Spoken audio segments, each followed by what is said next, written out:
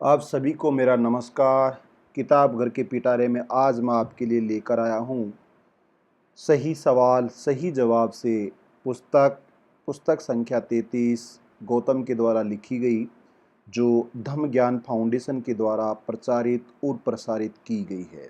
साथियों, ये पुस्तक संवाद शैली में लिखी गई है, जो हमें बौद्ध धम्म दर्शन और शिक्षा के संदर्भ में प्रश्न और जवाब की शैली में समग्र और संक्षिप्त ज्ञान प्रदान करती है। जो तमाम तरह की शंकाएं बौद्ध दर्शन को लेकर हैं, शिक्षाओं को लेकर हैं, धम्म को लेकर हैं, उनका भी ये सार्थक समाधान करती है।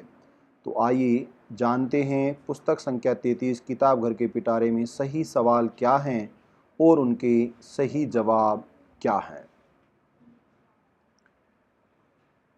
साथियों, धम्म फाउंडेशन के सहयोग से लिखी गई इस पुस्तक में हम जानेंगे बौद्ध धर्म के बारे में, उसकी शिक्षाओं के बारे में, ईश्वरी संकल्पनाओं के बारे में, उनकी शिक्षा के दर्शन में पंचशील, पुनर्जन्म, ध्यान, प्रज्ञा, करुणा, साकार, नसीब, भविष्य, भिक्षु, भिक्षुणी, बौद्ध शास्त्र, इतिहास, विकास, बुद्ध के वचन इत्यादि के बारे में परिचर्चा करेंगे। सबसे पहले बौद्ध धर्म क्या है। बौद्ध शब्द बोधि से बना है, जिसका अर्थ होता है जागृति। इस तरह बौद्ध धर्म को जागृति का दर्शन शास्त्र कहना चाहिए। सिद्धार्थ गौतम ने 35 वर्ष की आयु में बुद्धत्व को प्राप्त किया, जिससे इस दर्शन शास्त्र का जन्म हुआ। बौद्ध धर्म आज लगभग 2560 वर्ष से पुराना है, जिसके करीब करीब 380 दशलक्ष अनुयायी दुनिया में हैं। 100 साल पहले बौद्ध धर्म को मानने वालों में एशियाई लोग प्रमुख थे, पर समय के साथ यूरोप, ऑस्ट्रेलिया व अमेरिका में भी इसके मानने वाले बढ़ रहे हैं। दूसरा सवाल है, तो क्या बौद्ध धर्म मात्र एक दर्शन शास्त्र है? जवाब, फिलोसॉफी शब्द दो शब्दों से बना है, फिलो यानी प्रेम और सोफिया यानी विवेक। तो फिलोसॉफी यानी विवेकपूर्ण प्रेम या प्रेम और विवेक दोनों अर्थ बौद्ध धर्म को पूर्णतः स्पष्ट करते हैं। बौद्ध धर्म सिखाता है कि हम अपनी बुद्धिमत्ता को पूर्णतः विकसित करें ताकि हम साफ समझ सकें, और यह भी सिखाता है कि हम मैत्री और करुणा को विकसित करें ताकि हम हर एक के सच्चे मित्र बन सकें। तो बौद्ध धर्म ये मात्र दर्शन शास्त्र नहीं है, अपितु यह एक सर्वोत्तम दर्शन शास्त्र है। सवाल, बुद्ध कौन थे? जवाब, उत्तरी भारत में 563 ईसा पूर्व के लगभग एक बालक राजघराने में पैदा हुआ। वह काफ़ी ऐशो आराम में पला और बढ़ा, मगर उसे लगा कि संसार की सुविधाएं व सुरक्षा पूर्ण सुख नहीं देती। अपने आसपास दुख होकर देखकर वह बहुत व्यथित हुआ और उसने दुख मुक्ति का उपाय ढूंढने का संकल्प किया। 29 वर्ष की उम्र में पत्नी, बच्चे को त्याग कर वह उस जमाने के श्रेष्ठ धार्मिक गुरुओं के चरणों में धर्म सीखने निकल पड़ा। उन्होंने उसे बहुत कुछ सिखाया, पर उनमें से कोई भी मनुष्य के दुख का कारण वह उसका विनाश करना नहीं जानता था। 6 साल सतत अभ्यास, संघर्ष व ध्यान से उन्हें अज्ञान के विनाश की अनुभूति हुई। इस दिन से वे बुद्ध यानी जो जाग गया कहे जाने लगे। इसके बाद वे 45 वर्ष और जीवित रहे। उनकी करुणा व शांति अद्भुत थी। उनके हजारों अनुयायी रहे।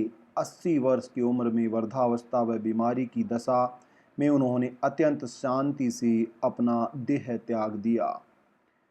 सवाल, ज्ञान प्राप्ति पर अगर उन्हें बुद्ध कहा गया, तब इसके पहले उनका नाम क्या था? यानी कि बुद्ध जन्म से बुद्ध नहीं थे, अपितु अपने कर्मों से वो तथागत बुद्ध बने। बुद्ध के कुल का नाम गौतम था, जिसका मतलब होता है सर्वोत्तम गाय, जो उन दिनों प्रतिष्ठा व संपत्ति का प्रतीक थी। उनका नाम सिद्धार्थ रखा गया, जिसका अर्थ है लक्ष्य प्राप्त करना। एक ऐसा नाम जो एक राजा अपने बेटे को देना चाहेगा।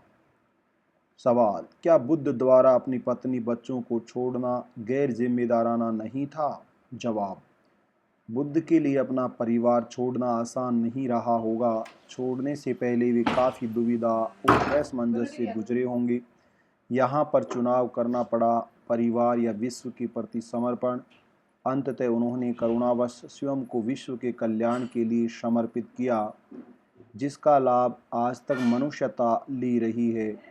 उनका गृह त्याग गैर जिम्मेदाराना नहीं था, शायद ये दुनिया का सबसे बड़ा त्याग था। साथ ही त्याग की भावना, समर्पण की भावना, जो एक व्यक्ति के हित की अपेक्षा बहुतों के हितों से संबंधित होती है, वही त्याग है। सवाल, बुद्ध धर्म क्या है और जब आज बुद्ध नहीं रहे तब वे हमारी मदद कैसे करेंगे? जवाब, बिजली के आविष्कारक फैराडे अब नहीं रहे, मगर उनका आविष्कार आज भी हमारे काम आता है। लुईस पास्चर, जिसने कई बीमारियों का इलाज खोजा, वह आज नहीं है, पर उनका वैद्विक के अन्वेषण आज भी जीवित है। लियोनार्डो दा विंची, जिसने अप्रतिम कलाकृतियां निर्मित की, वह आज नहीं हैं, पर उनकी कलाकृतियां आज भी हमारे हृदय को प्रसन्नता देती हैं। महान व्यक्तियों को गुजरी सदियां भी बीत जाएं तो भी उनकी रचनाएं व उपलब्धियां हमें आज भी प्रेरणा देती हैं। बुद्ध को गुजरे 2500 साल बीत गए, पर उनकी शिक्षा आज भी लोगों की सहायता करती है। उनका आदर्श आज भी लोगों को प्रेरित करता है। उनके वचन आज भी लोगों की जिंदगी बदलते हैं। सिर्फ एक बुद्ध में ही सदियों तक शक्ति होती है। सवाल, तो क्या बुद्ध देवता या भगवान थे? जवाब, नहीं, बुद्ध देवता नहीं थे। उन्होंने ऐसा दावा नहीं किया कि वे देवता हैं या देवता पुत्र हैं या देवदूत हैं।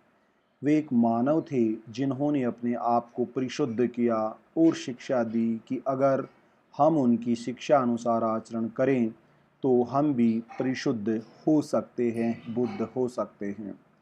अगर बुद्ध देवता नहीं है तो लोग उनकी पूजा क्यों करते हैं? जवाब, पूजा कई प्रकार की होती है। कुछ लोग पूजा में भगवान की प्रशंसा करके उन्हें भेंट चढ़ा के स्वयं के लिए कुछ मांगते हैं, इस श्रद्धा से कि भगवान उनकी प्रशंसा सुनेंगे, भेंट स्वीकारेंगे और उनकी इच्छाएं पूर्ण करेंगे। बौद्ध लोग इस तरह की पूजा नहीं करते। दूसरी तरह की पूजा वो होती है जिसमें हम अपने आदर्श के प्रति सम्मान व्यक्त करते हैं। जब शिक्षक कक्षा में आते हैं तो विद्यार्थी खड़े हो जाते हैं। जब हम प्रतिष्ठों से मिलते हैं तो उनसे हाथ मिलाते हैं। परिचितों से मिलते हैं तो जब राष्ट्रगान बजता है तो हम सलामी देते हैं। ये सब हमारे आदर व पूजा करने के ढंग सिर्फ इतना ही दर्शाते हैं कि हमें विशिष्ट व्यक्तियों या वस्तुओं से कैसा लगाव है। ये होती है बौद्धों की पूजा। ध्यान मुद्रा में हाथ रखे बुद्ध की मूर्ति और उनकी करुणापूर्ण मुस्कान हमें भीतर शांति और प्रेम की खोज करने की याद दिलाता है। अगरबत्ती की खुशबू हमें सील के सर्वव्यापी सुगंध की स्मृति जगाती है।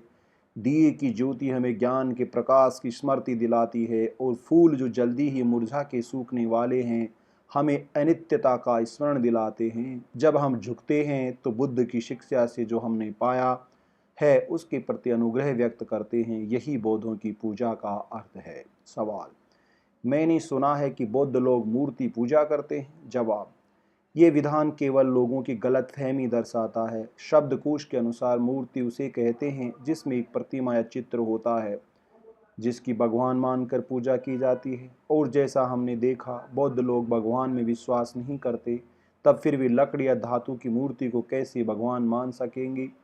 सभी धर्म अपनी श्रद्धा व्यक्त करने के लिए कुछ प्रतीकों का इस्तेमाल करते हैं। ताओइज्म में यिन यांग का इस्तेमाल विरोधों के बीच समन्वय दिखाने के लिए किया जाता है। सिख धर्म में आध्यात्मिक जीवन में संघर्ष का प्रतीक तलवार है। ईसाई धर्म में मछली को यीशु का अस्तित्व और क्रॉस को उनके बलिदान का प्रतीक माना जाता है। बौद्ध धर्म में बुद्ध की प्रतिमा हमें बौद्ध शिक्षाओं में मानव आयाम का स्मरण दिलाती है। असल में बौद्ध धर्म मानव केंद्रित है, न कि देव केंद्रित है। हमें बाहर नहीं बल्कि स्वयं की भीतर विवेक व पूर्णत्व उपलब्ध करना है। अतएव बौद्ध मूर्ति पूजक हैं, ये कहना उतना ही मूर्खतापूर्ण है जितना कि ये कहना कि ईसाई लोग मछली या क्रूस की पूजा करते हैं। सवाल, बौद्ध विहारों में लोग अजीब चीज़ें क्यों करते हैं? जवाब, जिसे हम नहीं समझ सकते उसे हम अजीब कहते हैं। ऐसे कृतियों को अजीब कहने के बजाय हमें उन्हें समझने की कोशिश करनी चाहिए। यह सच है कि कुछ परंपराओं के मूल में प्रचलित नासमझियाँ तथा अंधविश्वास होते हैं, और ऐसी अलग धारणाएं केवल बौद्ध धर्म में ही नहीं बल्कि सभी धर्मों में समय समय पर उत्पन्न होती हैं। बुद्ध ने अपनी शिक्षा विस्तार से स्पष्ट की है, पर फिर भी लोग इसे नहीं समझ सकते हैं, तो ये बुद्ध का कसूर नहीं। बुद्ध शास्त्रों में एक कहावत है, अगर कोई बीमार वैद्य के उपलब्ध होने पर भी इलाज नहीं कराता है तो यह वैद्य का कसूर नहीं है। ठीक इसी तरह अगर कोई व्यक्ति चित्त के विषाक्त होने पर भी बुद्ध से मदद नहीं लेता है तो यह बुद्ध का कसूर नहीं है। बौद्ध धर्म या किसी भी धर्म का मूल्य सही तरीके से आचरण न करने वालों से नहीं आंका जा सकता। अगर आप बुद्ध की सही शिक्षा पाना चाहते हैं तो बौद्ध साहित्य का अभ्यास करें या उसे सही से जानने वालों से संपर्क करें। सवाल, मैं कई बार धम्म शब्द को देखता हूँ, इसका क्या मतलब है? जवाब, धम्म संस्कृत धर्म शब्द के अनेक अर्थ हैं, लेकिन बौद्ध धर्म में इसका अर्थ होता है सत्य, वास्तविकता, सही रूप में वस्तुएं और स्थितियां जैसे हैं वैसे देख सकना। और क्योंकि हम बौद्ध शिक्षाओं में सत्य देखते हैं, हम उन्हें भी धम्म कहते हैं। सवाल, बौद्धों में क्रिसमस के समान क्या है? परंपरा के अनुसार राजपुत्र सिद्धार्थ का जन्म, बुद्धत्व प्राप्ति और महापरिनिर्वाण सभी वैशाख पूर्णिमा के दिन हुआ, जो भारतीय तिथि के अनुसार दूसरा महीना, पश्चिमी तिथि के अनुसार अप्रैल मई महीना। इस दिन बौद्ध देशों में लोग विहारों में जाते हैं, अलग अलग समारोहों में सम्मिलित होते हैं एवं ध्यान आदि करते हैं। अगर बौद्ध धर्म इतना अच्छा है तो फिर कुछ बौद्ध देश गरीब क्यों हैं? सवाल, जवाब, अगर आपके अनुसार गरीब का अर्थ निर्धनता है तो ये सच है कि कुछ बौद्ध देश गरीब हैं, लेकिन गरीब का अर्थ अगर अतृप्त जीवन है तब तो कुछ बौद्ध देश परम समृद्ध हैं। उदाहरण के तौर पर अमेरिका समृद्ध व शक्तिशाली राष्ट्र है, पर वहाँ दुनिया के सबसे ज़्यादा अपराध होते हैं। वहाँ औलाद अपने वृद्ध माता पिता को त्याग देते हैं, जो निपट अकेलीपन मृत्यु को वश हो जाते हैं। वहाँ घरेलू हिंसा, बच्चों पर जुल्म, नशाखोरी आदि प्रमुख समस्या है।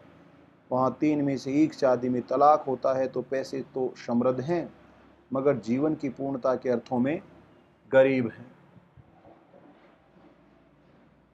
अब अगर आप कुछ पारंपरिक बौद्ध देशों को देखेंगे तो आप काफ़ी अलग परिस्थिति पाएंगे। वहाँ औलाद अपने माता पिता को आदर व सम्मान देती है, अपराध कम हैं, तलाक आत्महत्या बहुत कम है। पारंपरिक मूल्य जैसे दान, अतिथियों का स्वागत, सहनशीलता, औरों के प्रति सम्मान इत्यादि आज भी अपनी जगह हैं। आर्थिक रूप से दुर्बल पर अमेरिका से भी संपन्न जीवन। फिर भी यदि हम बौद्ध देशों की केवल आर्थिक स्थिति का मूल्यांकन करते हैं तो जापान आज बहुत समृद्ध है, जिसमें काफ़ी जनसंख्या बौद्धों की है। सवाल, आमतौर पर बौद्ध लोग कोई सामाजिक सेवाएं करते दिखाई क्यों नहीं देते? जवाब, शायद इसलिए कि बौद्धों को अपने कार्य का दिखावा जरूरी नहीं लगता। कि साल पहले जापान बौद्ध नेता निको निर्वाणों को अंतर्धर्मीय शांति को स्थापित करने के लिए टेम्पटन पुरस्कार मिला था। इसी तरह एक बौद्ध भिक्षु को नशीली दवाओं की व्यसन मुक्ति पर गौरवशाली मैक्सेसे पुरस्कार हाल ही में मिला था। 1987 में एक अन्य थाई बौद्ध भिक्षु कांत यविवित को देहातों के बेघर बच्चों को सालों मदद करने पर नॉर्वेजियन बाल साहित्य शांति पुरस्कार मिला था। और बड़े पैमाने पर भारत में सामाजिक कार्य करने वाले त्रिरत्न बौद्ध महासंघ के बारे में क्या कहना? उन्होंने पाठशालाएं, बाल विकास केंद्र, अस्पताल, आत्मनिर्भरता के लिए लघु उद्योग आदि का निर्माण किया है। बाकी धर्मों की तरह बौद्ध भी मदद कार्यों को धार्मिक आचरण के अभिव्यक्ति की तरह देखते हैं, मगर इसे प्रतिष्ठा पाने के लिए करने के बजाय चुपचाप करना जरूरी मानते हैं। सवाल, बौद्ध धर्म के अनेक प्रकार क्यों हैं? जवाब, जैसे अनेक प्रकार की शक्कर होती है, खड़ी शक्कर, सफ़ेद शक्कर, चाशनी आदि पर सब मीठी शक्कर, वे विभिन्न प्रकार से बनाई जाती हैं ताकि उसका विभिन्न ढंग से इस्तेमाल हो। बौद्ध धर्म भी ऐसा है। इसमें थेरवाद, झीन, शुद्ध धम्मी, योगाचार, वज्रयन आदि परंपराएं हैं, मगर वे सभी बुद्ध की शिक्षाएं हैं और उन सब में एक सा स्वाद है, विमुक्ति का। बौद्ध धर्म में अनेक परंपराओं की निर्मित हुई ताकि विभिन्न संस्कृतियों में ढाला जा सके। सदियों में उसकी कई व्याख्याएं हुई ताकि वह नई पीढ़ी के लिए समायोचित रहे। बाहरी तौर से बौद्ध धर्म भले ही भिन्नतापूर्ण दिखता हो, पर उसके केंद्र में वही 4 आर्य सत्य व आर्य अष्टांगिक मार्ग हैं। बौद्ध धर्म सहित सभी बड़े धर्मों की अनेक शाखाएं पर शाखाएं बनी। शायद बौद्ध धर्म में और बाकी कुछ धर्मों में यही फर्क है, बौद्ध धर्म की सभी शाखाएं एक दूसरे के प्रति सहिष्णुता पूर्ण मित्रतापूर्ण हैं। सवाल, आप बौद्ध धर्म के प्रशंसक हैं। मुझे लगता है कि आप केवल बौद्ध धर्म में विश्वास रखते हैं और बाकी सभी धर्मों को झूठा मानते हैं। जवाब, बुद्ध की शिक्षा समझने वाला कोई भी बौद्ध धर्मी बाकी धर्मों को गलत नहीं मानता। धर्मों को जानने की प्रामाणिक व खुले मन से कोशिश करने वाला कोई भी व्यक्ति इस तरह नहीं सोचता। विभिन्न धर्मों का अभ्यास करने पर पहली बात पता चलती है कि इनमें समानता क्या है। सभी धर्म इस बात को स्वीकार करते हैं कि मनुष्य की वर्तमान स्थिति असमाधान असंतोष की है। सभी मानते हैं कि मनुष्य की स्थिति सुधारने के लिए दृष्टि व आचरण में परिवर्तन की जरूरत है। सभी धर्म प्रेम, करुणा, संयम, दान व सामाजिक उत्तरदायित्व दिखाते हैं और किसी रूप में पूर्णत्व का अस्तित्व स्वीकारते हैं। इसे समझाने के लिए विभिन्न भाषाएं, व्याख्याएं, संकेतों का इस्तेमाल होता है, पर जब कोई मात्र अपने ही संपूर्ण दृष्टिकोण को सही मानता है तब असंयम, अभिमान व आत्मरूढ़ि का निर्माण होता है। कल्पना करें, एक अंग्रेज, एक फ्रेंच, एक चीनी व एक इंडोनेशियाई एक कप को देख रहे हैं। अंग्रेज कहता है ये कप है, फ्रेंच कहता है ये तस्से है, फिर चीनी कहता है आप दोनों गलत हैं, एक पई है। अंत में इंडोनेशियाई सब पेस्ता और कहता है कैसे मूर्ख हैं आप, ये कवन है। फिर अंग्रेज शब्दकोश दिखाकर कहता है ये मैं साबित कर सकता हूँ कि एक कप है, मेरा शब्दकोश यही कहता है। फ्रेंच कहता है कि तुम्हारा शब्दकोश गलत है क्योंकि मेरा शब्दकोश कहता है ये एक तस्से है। चीनी कहता है मेरा शब्दकोश से पेय कहता है और मेरा शब्दकोश हजारों साल पुराना इसलिए सही है, और चीनी बोलने वालों की संख्या और भाषाओं से ज़्यादा है इसलिए पेय है। इनके विवादों के बीच दूसरा आदमी आता है और कप से पीकर कहता है आप चाहे इसे कप, तस्से, पेय या कवन कहीं पर इसका उपयोग तो पानी भरने में पीने के लिए होता है। विवाद छोड़िए और अपनी प्यास बुझाइए, यही बौद्धों को विभिन्न धर्मों के प्रति दृष्टि है। सवाल, कुछ लोग कहते हैं कि सभी धर्म वास्तव में समान हैं, क्या आप इससे सहमत हैं? जवाब, धर्म काफ़ी गहन व विविधतापूर्ण होने के कारण इतने सरल विधान में सामना कठिन है। एक बौद्ध कहेगा कि इस विधान में सच्चाई और झूठ दोनों सम्मिलित हैं। बौद्ध शिक्षा में परमेश्वर को नकारा है जबकि कुछ धर्मों में भगवान का अस्तित्व माना जाता है। बौद्ध शिक्षा के अनुसार हर एक व्यक्ति जो चित्त शुद्धि करता है वह बुद्धत्व का हकदार है, जबकि ईसाई मानते हैं कि मुक्ति केवल उनके लिए है जो यीशु में विश्वास रखते हैं। मुझे लगता है कि इतना भेद काफ़ी है, जबकि बाइबल की सुंदर वचन हैं। अगर मैं मनुष्य एवं देवदूतों की वाणी कहता हूँ पर मुझ में प्रेम नहीं है तो मैं केवल नगाड़े का शोर या झांझ हूँ। अगर मुझे भविष्य व रहस्यों का ज्ञान है, पहाड़ों को गिराने का विश्वास है, पर मुझ में प्रेम नहीं है तो मैं कुछ नहीं हूँ। अगर मैं गरीबों को दान करता हूँ, अपना शरीर भी अग्नि को चढ़ाता हूँ, पर मुझ में प्रेम नहीं है तो मैंने कुछ नहीं पाया। प्रेम संयमी है, प्रेम करुणा है, यह ईर्ष्या नहीं करता, सेकी नहीं बघारता, अभिमानी नहीं होता, प्रेम कठोर नहीं होता, आत्मसंतुष्टि नहीं खोजता, आसानी से क्रोधित नहीं होता और दुर्व्यवहार को याद नहीं रखता। प्रेम दुष्टता नहीं करता बल्कि सत्य का उत्सव मनाता है। ये सदैव संरक्षण देता, भरोसा देता और सात्यता रखता है। यही बुद्ध की शिक्षा है। हमारे हृदय की गुणवत्ता अपनी साई अति भौतिक शक्तियों, भविष्य को जानने की क्षमता, श्रद्धा, बल व विशिष्ट गुणों से भी महत्वपूर्ण होती है। तो बौद्ध धर्म व ईसाई धर्म के सत्य की संकल्पना व सिद्धांतों में निश्चित फर्क है, मगर हृदय की गुणवत्ता, नैतिकता और आचरण में वे काफ़ी समान हैं। यही बात बौद्ध धर्म और बाकी धर्मों के बारे में कही जा सकती है। सवाल, क्या बौद्ध धर्म वैज्ञानिक है? जवाब, इस सवाल का जवाब देने से पहले विज्ञान की परिभाषा करना बेहतर होगा। शब्दकोश के अनुसार विज्ञान का अर्थ होता है ऐसा ज्ञान जो प्रणाली में बंध सकता हो, जो तथ्यों को देख परख कर सर्वमान्य साधारण नैसर्गिक नियमों में विशद कर सकता हो। एक ऐसे ज्ञान की शाखा या कोई भी सही अध्ययन। बौद्ध धर्म के कुछ पहलू शायद इस परिभाषा में न आते हो, मगर चार आर्य सत्य जो कि बुद्ध की केंद्रीय शिक्षा है इस परिभाषा में निश्चित समाते हैं। पहला आर्य सत्य दुख एक ऐसा अनुभव है जो कि परिभाषित किया जा सकता है, अनुभव किया जा सकता है और नापा जा सकता है।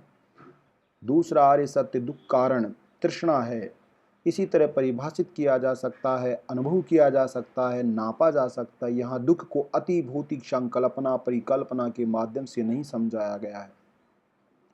तीसरा आर्य सत्य दुख निवारण, दुख के कारणों का अंत करने से होता है, न कि पूजा भक्ति या सर्वशक्तिमान परमेश्वर पर निर्भर होने से। ये बात प्रमाणभूत है। चौथा आर्य सत्य मार्ग आर्य सत्य निर्भर करता है विशिष्ट आचरण पर, न कि अति भौतिकवाद पर, और इस आचरण की जांच हो सकती है। बौद्ध धर्म ईश्वर की कल्पना को नकारता है, ठीक विज्ञान की तरह, और अस्तित्व के परिचालन को नैसर्गिक नियमों से होता हुआ देखता है। ये सारी बातें वैज्ञानिक दृष्टिकोण को दर्शाती हैं। इस पर भी बुद्ध के इस कथन में हमने अंधा अनुकरण न करके प्रश्न, चिकित्सा, खोज व अनुभव को आधार रखना निश्चित ही वैज्ञानिक है। बुद्ध के प्रसिद्ध कलाम सूत्र के अनुसार प्रथा या परंपरा को न माने, खबरें या शास्त्रों की न माने, जनमानस या तर्क की न माने, किसी मत या व्यक्ति के प्रभाव की न माने, और न इसलिए माने कि वह हमारे गुरु हैं, पर जब आप स्वयं जानते हैं कि यह अच्छा है, प्रशंसनीय है, श्रेष्ठ जनों ने इसे सराहा है और जिसका अभ्यास एवं आचरण करने पर सुख मिलता है, तब उसे स्वीकारें। अतएव हम ये कह सकते हैं कि बौद्ध धर्म भले ही पूर्ण रूप से वैज्ञानिक ना हो, पर इसमें वैज्ञानिक दृष्टिकोण की शक्ति है और ये निश्चित ही बाकी धर्मों के मुकाबले ज़्यादा वैज्ञानिक है। 20वीं सदी के जाने माने वैज्ञानिक अल्बर्ट आइंस्टीन ने बौद्ध धर्म के बारे में कहा है, भविष्य में धर्म वैश्विक होगा, ये व्यक्तिगत ईश्वर से परे होगा और दुराग्रह व देववाद को नकारने वाला होगा। जीवन के सारे नैसर्गिक व धार्मिक अनुभवों से उत्पन्न होती आध्यात्मिकता इसका आधार होगी। बौद्ध धर्म इस बात का जवाब है। अगर कोई धर्म आधुनिक विज्ञान की कसौटी पर सही साबित होता है तो वह बौद्ध धर्म है। सवाल, मैंने सुना है कि बौद्ध धर्म की शिक्षा को मध्यम मार्ग कहा जाता है, इसका क्या मतलब है? जवाब, बुद्ध ने अपने आर्य अष्टांगिक मार्ग को दूसरा नाम दिया मध्यम पतिपद, जिसका अर्थ होता है मध्यम मार्ग। ये महत्वपूर्ण है कि हम केवल मार्ग पर चलें ही नहीं बल्कि विशिष्ट ढंग से भी चलें। लोग धार्मिक नियमों व आचरण पद्धतियों के प्रति सख्त होकर अंत में धार्मिक अतिरेकी हो सकते हैं। बौद्ध धर्म में नियम व आचरण को संतुलित तथा अतियों को टालते हुए करना होता है। रोमन्स कहते थे हर कार्य में संयमन हो, और बौद्ध इससे पूर्णतः सहमत होंगे। सवाल, मैंने पढ़ा है कि बौद्ध धर्म हिंदू धर्म की शाखा है, क्या ये सच है? जवाब, नहीं, ये सच नहीं है। हिंदू धर्म और बौद्ध धर्म दोनों भारत में जन्मे हैं और इनकी नैतिक संकल्पना काफ़ी समान है और दोनों समान शब्दावली जैसे कर्म, समाधि, निर्वाण आदि का इस्तेमाल करते हैं। इससे कुछ लोगों को लगा कि वे एक हैं या उनमें बहुत समानता है, पर जब हम सतही समानता से भी गहरे देखते हैं तब पता चलता है कि दोनों धर्मों में भेद साफ हैं। उदाहरण के तौर पर हिंदू धर्म परमेश्वर में विश्वास रखता है, जबकि बौद्ध धर्म परमात्मा में विश्वास नहीं रखता। हिंदुओं के सामाजिक तत्व ज्ञान में जाति प्रथा केंद्रीभूत है, जबकि बौद्ध धर्म इसे सर्वथा मान्य करता है। हिंदू धर्म में कर्मकांड से शुद्धि करने पर जोर है, जबकि बौद्ध धर्म में उसे कोई स्थान नहीं है। बौद्ध शास्त्रों में बुद्ध को ब्राह्मणों की आचरण पद्धति का खंडन करते हुए दिखाया है और हिंदू धर्म बुद्ध की कुछ शिक्षाओं की आलोचना करता था। अगर हिंदू धर्म और बौद्ध धर्म एक होता तो ये नहीं घटता। सवाल, पर क्या बुद्ध ने हिंदू धर्म से कर्म सिद्धांत को नहीं उठाया? जवाब, हिंदू धर्म कर्म सिद्धांत और पुनर्जन्म सिखाता है। हिंदू की ये दोनों शिक्षाएं बौद्ध शिक्षाओं से भिन्न हैं। उदाहरण के तौर पर हिंदू कहता है कि हम कर्म से बने हैं, जबकि बौद्ध कहता है कर्म हमें संस्कारित करता है। हिंदू मानता है कि आत्मा एक जीवन से दूसरे जीवन में जाती है, जबकि बौद्ध इसे अमान्य करते हुए कहता है कि लगातार बदलने वाली मानसिक ऊर्जा पुनर्जन्म लेती है। कर्म और पुनर्जन्म पर इन दो धर्मों में ये उच्च भेद है। फिर भी यदि हिंदू और बौद्ध की शिक्षा एक जैसी होती तो भी बुद्ध ने इसे हिंदू धर्म से उठाया, ऐसा नहीं कहा जा सकता। कभी ऐसा होता है कि दो व्यक्ति स्वतंत्र रूप में एक खोज करते हैं। इसका अच्छा उदाहरण है उत्क्रांति की खोज। 1858 में अपनी किताब पर जातियों का उद्गम छपने के पहले की चार्ल्स डार्विन ने पाया कि एक दूसरे व्यक्ति अल्फ्रेड रसेल वेलेस ने ठीक उसी उत्क्रांति की कल्पना की थी। डार्विन और वेलेस ने एक दूसरे की खोज की नकल नहीं की थी, बल्कि दोनों ने एक ही प्रक्रिया का अध्ययन कर समान निष्कर्ष निकाले थे। वैसे ही अगर हिंदू और बौद्ध की कर्म और पुनर्जन्म की संकल्पना समान है तो इसे नकल नहीं कहा जा सकता। सच्चाई ये है कि ध्यान में हिंदू सन्यासियों को कर्म और पुनर्जन्म की जो धुंधली झलक मिली थी, बुद्ध ने कालांतर में उसे गहरा और साफ कर दिया। सवाल, बौद्ध शिक्षाओं से संबंधित बुद्ध की प्रमुख शिक्षाएं क्या हैं? जवाब, इस तरह एक पहिए की आरा, पहिए की तिल्ली और हाल, पहिए की गोलाई धुरी पर केंद्रित होती है, उसी तरह बुद्ध की सारी शिक्षाएं चार आर्य सत्यों पर केंद्रित हैं। उन्हें चार कहा जाता है क्योंकि उसमें चार शिक्षाएं, उन्हें आर्य कहा जाता है क्योंकि उसे समझने वाला श्रेष्ठ बनता है और उन्हें सत्य कहा जाता है, क्योंकि वह परिपूर्ण सत्य से मेल रखता है। सवाल, पहला आर्य सत्य क्या है? जवाब, जीवन दुख है, ये पहला आर्य सत्य है। जीवित होना दुख है, दुख और पीड़ा के बगैर जिंदगी असंभव है। हमें बीमारी, अपघात, थकान, वृद्धत्व और समय के साथ साथ मौत के भौतिक दुखों को झेलना पड़ता है एवं अकेलापन, हताशा, भय, संभ्रम, निराशा, क्रोध आदि मानसिक क्लेशों को भी सहना पड़ता है। तो सवाल, क्या यह थोड़ा निराशावादी नहीं है?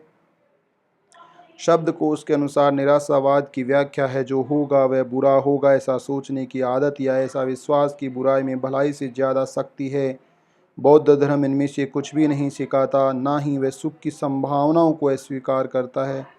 वह इतना ही कहता है कि जन्म ग्रहण करने में शारीरिक व मानसिक दुख है, जो इतना सत्य और स्वाभाविक है कि कोई इसे अस्वीकार नहीं कर सकता। बौद्ध अनुभव से शुरू करता है, एक ऐसी हकीकत जिससे कभी सभी परिचित हैं, जिस बात को सब जानते हैं, सब अनुभव करते हैं, जिससे बचने के लिए सब उतावले, और इस तरह बौद्ध सिद्ध हर इंसान की प्रमुख समस्या पर पहुंचता, दुख और दुख का मिटना। सवाल, दूसरा आर्य सत्य क्या है? दूसरा आर्य सत्य है, तृष्णा से दुख निर्माण होता है। मानसिक दुख देखकर आसानी से पता चलता है कि कैसी तृष्णा से जन्मता है। जब हमें इच्छित वस्तु नहीं मिलती तो हम उदास व हताश होते हैं। जब कोई हमारी अपेक्षा के अनुसार नहीं करता तब हमें क्रोध आता है। हम प्रेम चाहते हैं और जब प्रेम नहीं मिलता तो हम दुखी होते हैं। अगर इच्छित वस्तु मिल भी जाए तो भी हम उसे ऊब जाते हैं और दूसरी वस्तु की आकांक्षा करने लगते हैं। दूसरा आर्य सत्य सरलता से कहता है, इच्छा पूर्ति होने से सुख नहीं मिलता। लगातार कुछ पाने के लिए संघर्ष करने के बजाय तृष्णा को बदलो। तृष्णा हमें सुख और संतुष्टि से वंचित रखती है। सवाल, लेकिन इच्छा और तृष्णा कैसे हमें शारीरिक दुख देती हैं? जवाब, जीवन भर इस या उस चीज़ की चाहत और खासकर अपना अस्तित्व लगातार बना रहे, ऐसी तृष्णा खूब शक्ति निर्माण करती है जो अगले जन्म का कारण बनती है। और जन्म के साथ जैसा हमने देखा हमें देह प्राप्त होती है जिसमें दुर्घटना, बीमारी, थकान, वृद्धत्व, मृत्यु आती है। इस तरह तृष्णा से शारीरिक दुख मिलते हैं क्योंकि इसी से हमारा जन्म होता है। यह सब तो ठीक है, अगर हम लालसा बिल्कुल ही खत्म कर देंगे तो फिर हमें कुछ भी प्राप्त नहीं कर सकेंगे, सच। लेकिन बुद्ध कहते हैं कि हमारी इच्छा, हमारी लालसा जो है उससे असंतुष्टि और ज़्यादा से ज़्यादा पाने की निरंतर चाह हमें दुख देती है। ऐसा नहीं करना। उसने कहा कि हमारी ज़रूरत और इच्छा में फ़र्क करें और ज़रूरतों की पूर्ति के लिए प्रयास करें और इच्छाओं में बदलाव करें। उन्होंने हमें सिखाया कि हमारी ज़रूरतों को पूरा किया जा सकता है, लेकिन हमारी इच्छाएं अनंत एक अथाह गड्ढा। ऐसी ज़रूरतें हैं जो ज़रूरी, आधारभूत और प्राप्त की जा सकती हैं। हमें इस दिशा में ही कार्य करना है। इससे परे इच्छाएं धीरे धीरे कम होनी चाहिए। आखिर जीवन का उद्देश्य क्या है? सिर्फ पाना अथवा संतुष्टि और खुशी। तीसरा आर्य सत्य क्या है? तीसरा आर्य सत्य है कि दुख दूर हो सकता है और खुशी प्राप्त हो सकती है। शायद चार आर्य सत्यों में सबसे महत्वपूर्ण है, क्योंकि इसमें बुद्ध ने हमें आश्वस्त किया कि सच्ची खुशी और संतुष्टि संभव है जब हम बेकार लालसा छोड़ देते हैं और हर पल को जीना सीखते हैं, अशांत इच्छाओं के बिना जीने का आनंद लेते हैं, जीवन में शामिल समस्याओं को डर, नफरत और क्रोध के बिना धीरता से भोगते हैं। तब हम खुश और आज़ाद होते हैं। तब और केवल तभी हमें पूरी तरह से जीवन जीने में सक्षम हैं, क्योंकि अब हमें अपनी स्वार्थी इच्छाओं को संतुष्ट करने का बंधन नहीं है। हम पाते हैं कि दूसरों की उनकी ज़रूरत की पूरा करने में उनकी सहायता करने के लिए हमारे पास बहुत समय है। इस स्थिति को निर्वाण कहा जाता है। सवाल, आपने पुनर्जन्म की बात की, लेकिन क्या इस घटना का कोई प्रमाण है? जवाब, इसके पर्याप्त सबूत हैं। इस तरह की घटना होती है, पर हम इस बारे में ज़्यादा बात आगे करें। क्या और कहाँ है निर्वाण? विचार और शब्द सिर्फ स्थिर काल के दायरे में समाहित घटनाओं के बारे में कह सकते हैं, और चूंकि निर्वाण स्थल काल से परे है, उस पर कुछ कहा या सोचा नहीं जा सकता। निर्वाण समय से परे होने की वजह से वहाँ कोई गति, संघर्ष, वर्धत्व, मृत्यु नहीं है। ऐसा निर्वाण शाश्वत है। आकाश से परे होने से ना उसकी निर्मित का कोई कारण है, ना वह मर्यादित है, ना आत्मा अनात्मा की संकल्पना में आबद्ध है, और इस तरह निर्वाण अनंत है। बुद्ध ने हमें आश्वस्त किया कि निर्वाण अति सुखदायी अनुभव है। उन्होंने कहा, निर्वाण में सुख है। ऐसी कोई दशा होती है, इस बात का क्या कोई प्रमाण है? नहीं, इसका कोई प्रमाण नहीं, पर इसका अंदाज़ा लगाया जा सकता है।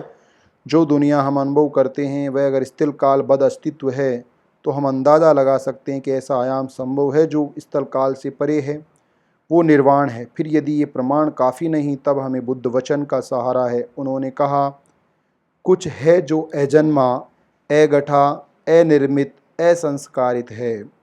अगर ऐसा कुछ ना होता तो अजन्मा, अगठा, अनिर्मित, असंस्कारित, तब उससे मुक्ति कभी न होती जो जन्मा है, जो घटा है, जो निर्मित है, जो संस्कारित है। चूँकि कुछ जो अजन्मा, अगठा, अनिर्मित, असंस्कारित है, इसलिए उससे मुक्ति संभव है जो जन्मा है, जो घटा है, जो निर्मित है, जो संस्कारित है।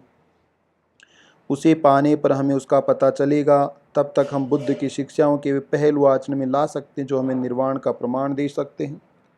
अगर निर्वाण का गुण वासना से मुक्ति है तो मुक्ति की वासना करने से निर्वाण कैसे उपलब्ध होगा? जब आप किसी भी ध्येय प्राप्ति की तरह निर्वाण प्राप्ति के लिए भी अपनी शक्ति और प्रयासों को इकट्ठा करना होता है, समय के साथ जैसे समझ गहरी होती है वैसे पता चलता है कि निर्वाण कोई वस्तु नहीं है जो वहाँ है जिसे आप प्राप्त कर सकते हैं, बल्कि एक ऐसी दशा है जिसमें कोई वासना नहीं, बल्कि संपूर्ण ज्ञान, संतुष्टि, तृप्ति है। इस समझ के साथ आपकी वासना क्रम से तिरोहित होती है, यही निर्वाण की प्राप्ति है। चौथा आर्य सत्य क्या है? चौथा आर्य सत्य है मार्ग सत्य। यह आर्य अष्टांगिक मार्ग है जिसमें सम्यक दृष्टि, सम्यक संकल्प, सम्यक वाचा, सम्यक व्यायाम, सम्यक क्रमांत, सम्यक आजीविका, सम्यक स्मृति और सम्यक समाधि समाविष्ट है। बौद्ध जीवन इन 8 अंगों के आचरण में पूर्णता लाना है। आप देखेंगे कि आर्य अष्टांगिक मार्ग जीवन के हर अंग को छूते हैं। बौद्धिक, नैतिक, सामाजिक, आर्थिक, मानसिक और ऐसी हर बात जो मनुष्य की बेहतर जिंदगी और आध्यात्मिक विकास के लिए आवश्यक है। बौद्ध धर्म और ईश्वरीय संकल्पना संबंधी सवाल और जवाब। क्या आप बौद्ध लोग ईश्वर में विश्वास रखते हैं? जवाब नहीं, हम ईश्वर में विश्वास नहीं रखते। इसके कई कारण हैं। आधुनिक समाजशास्त्री व मनोवैज्ञानिकों की तरह बुद्ध ने देखा कि कई धार्मिक मान्यताएं विशेषतः ईश्वर की मान्यता का मूल चिंता व भय हैं। वे कहते हैं, भयभीत लोग पवित्र पर्वत, पवित्र वन, पवित्र वृक्ष और पवित्र मंदिर की ओर जाते हैं। भयभीत लोग पवित्र पर्वत, पवित्र वन, पवित्र वृक्ष और पवित्र मंदिर की ओर जाते हैं। प्राचीन मनुष्य खतरों से भरी दुनिया में रहता था। उसे हमेशा हिंसक पशुओं का, भोजन न मिलने का, जख्मी या बीमार होने का, प्राकृतिक आपदाओं जैसे तूफान, बिजली, ज्वालामुखी आदि का भय था। कहीं कोई सुरक्षा न दिखने पर उन्होंने स्वयं को समझाने के लिए, ढाढ़स बंधाने के लिए, साहस बढ़ाने के लिए ईश्वर की कल्पना इजाद की। आज भी आप देखेंगे कि लोग बुरे वक्त में ज़्यादा धार्मिक होते हैं और कहते हैं कि ईश्वर पर भरोसा करने से उन्हें कठिन परिस्थितियों से जूझने की ताकत मिली। अक्सर लोग कहते हैं कि किसी एक ईश्वर भरोसा कर की गई उनकी प्रार्थनाएं पढ़ने पर स्वीकृत हुई हैं। इससे बुद्ध की यह शिक्षा भगवान की कल्पना मनुष्य के भय व हताशा से निकली है, सही साबित होती है। बुद्ध का ईश्वर को नकारने का दूसरा कारण यह है कि ईश्वर का कोई प्रमाण नहीं है। कई धर्म ये दावा करते हैं कि उन्हीं के शास्त्रों में ईश्वर के वचन हैं। सिर्फ वे ही एकमात्र ईश्वर को समझते हैं। उन्हीं के ईश्वर का अस्तित्व है तथा औरों के ईश्वर का नहीं है। कुछ कहते हैं कि ईश्वर पुरुष है, कुछ कहते हैं ईश्वर स्त्री है, कुछ कहते हैं वह दोनों का सम्मिलन है, कुछ कहते हैं भगवान एक है, कुछ कहते हैं 3 हैं, कुछ कहते हैं उसका स्वरूप अज्ञेय है। सभी को अपने ईश्वर के अस्तित्व के प्रमाण ठीक लगते हैं, पर औरों के ईश्वर का अस्तित्व अमान्य है। सदियों से कई धर्म अनेकों नए ढंग से ईश्वर को प्रमाणित करते आए हैं, फिर भी आज तक ईश्वर का अस्तित्व साबित नहीं हुआ। जिस ईश्वर की वे पूजा करती हैं वह कैसा होगा, इस पर भी लोग सहमत नहीं हैं। बौद्ध अप्रमाणित बातों को नहीं मानते हैं। तीसरा कारण, बुद्ध ने ईश्वर को नकारा क्योंकि उन्हें ऐसी श्रद्धा जरूरी नहीं लगी। कुछ लोग हैं जिन्हें लगता है कि अस्तित्व के निर्मित का मूल जानने के लिए ईश्वर में विश्वास जरूरी है, मगर विज्ञान ने विश्व निर्मित का रहस्य ईश्वर की कल्पना किए बिना समझाया है। कुछ लोग मानते हैं कि सुखी एवं अर्थपूर्ण जीवन के लिए ईश्वर में भरोसा जरूरी है, मगर हम देखते हैं कि ऐसा नहीं है। लाखों नास्तिक, स्वतंत्र विचारों वाले अबुद्ध भी ईश्वर पर विश्वास के बिना अर्थपूर्ण सुखी जीवन जी रहे हैं। कुछ का मानना है कि मनुष्य स्वयं को मदद करने में असमर्थ है, इसलिए ईश्वर में श्रद्धा जरूरी है। यह भी सबूतों के आधार पर उल्टा ही दिखाई देता है। अक्सर दिखाई देता है कि लोगों ने ईश्वर के बिना स्वयं की शक्ति से कठिन परिस्थितियों, व्यंग, पंगुता, गंभीर विपत्ति, दुर्दशा आदि पर विजय पाई है। कुछ लोग मानते हैं कि ईश्वर के बिना मुक्ति संभव नहीं, मगर ये तर्क तभी सही है जब आप मुक्ति की ईश्वरीय संकल्पना को मानते हैं, जो कि बौद्धों में अस्वीकृत है। बुद्ध ने स्वानुभव से जाना कि हर व्यक्ति में इतनी शक्ति है कि वह स्वयं अपने चित्त को शुद्ध कर सकता है, असीम करुणा और प्रज्ञा विकसित कर सकता है। उनकी शिक्षा ने प्रेरित किया कि हम स्वर्ग से ध्यान हटाकर हृदय की ओर लगाएं ताकि समस्याओं को अपनी समझ से सुलझा सकें। सवाल, लेकिन अगर ईश्वर नहीं है तो विश्व निर्माण कैसे हुआ? जवाब, सभी धर्मों में पौराणिक कथाएं इसका जवाब देने की कोशिश करते हैं। पुराने जमाने में दंत कथाएं पर्याप्त थी। 21वीं सदी में दंत कथाओं पर विज्ञान हावी हुआ। विज्ञान ने विश्व की निर्मिति को ईश्वर के आधार के बिना समझाया है। बुद्ध विश्व निर्मिति के बारे में क्या कहते हैं? जवाब, बुद्ध की दृष्टि आधुनिक विज्ञान की धारणा से मेल खाती है। अगन शुत्त में बुद्ध ने कहा कि विश्व अनंत काल से नष्ट होकर पुनर्निर्मित होता आया है। पहला जीवन पानी से उत्पन्न होकर अनंत काल में सरल जीव से जटिल जीव तथा उत्क्रांत विकसित हुआ। बुद्ध कहते हैं कि सारी प्रक्रिया अनंत काल से स्वयं निरसंगिक नियमों से हैं। आप कहते हैं कि ईश्वर नहीं है, तब फिर चमत्कारों के बारे में क्या कहेंगे? जवाब, कई लोगों का ये मानना है कि चमत्कारों से ईश्वर का अस्तित्व प्रमाणित होता है। हम सुनते हैं कि कोई बीमारी दुरुस्त हुई पर इसे चिकित्सा क्षेत्र से स्वतंत्र पुष्टि नहीं मिलती। हम दूसरों से सुनते हैं कि किसी चमत्कार से दुर्घटना टली पर कभी कोई प्रत्यक्ष गवाह नहीं कहता कि असल में क्या हुआ होगा। हम अफवाहें सुनते हैं कि प्रार्थना से कोई बीमारी दुरुस्त हुई या कमज़ोर अंग वाले शक्तिशाली हुई, पर कभी इसका 6 किरण परीक्षण चिकित्सकों, परिचारकों ने समर्थन नहीं होता। मान्यता, सुनी सुनाई बातें, अफवाहें प्रत्यक्ष प्रमाण का पर्याय नहीं होती और चमत्कारों का प्रत्यक्ष प्रमाण दुर्लभ है। पर असामान्य अकथनीय घटनाएं कभी कभार होती भी हैं, मगर इसे समझा सकने की हमारी मर्यादा ईश्वर को प्रमाणित नहीं करती, बल्कि यही प्रमाणित करती है कि हमारा ज्ञान अपूर्ण है।